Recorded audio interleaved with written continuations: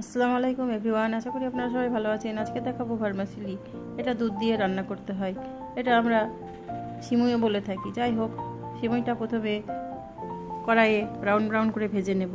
তারপর এতে সামান্য একটু ঘি দিয়ে আবারও নাড়াচাড়া করে এর মধ্যে দিয়ে দেবো বেশ কিছু গোটা গরম মশলা থেতো করে ও তেজপাতা। তারপর দেবো 1 কাপ পানি। তারপর ঢাকা দিয়ে বেশ কিছুক্ষণ সেদ্ধ হতে দেব। আর দিয়ে দেব 1/2 লিটার মতো দুধ আগে থেকে জাল করে রেখেছিলাম। এরপর এটা সেদ্ধ করার জন্য বেশ কিছুক্ষণ ঢাকা দিয়ে রান্না করতে হবে।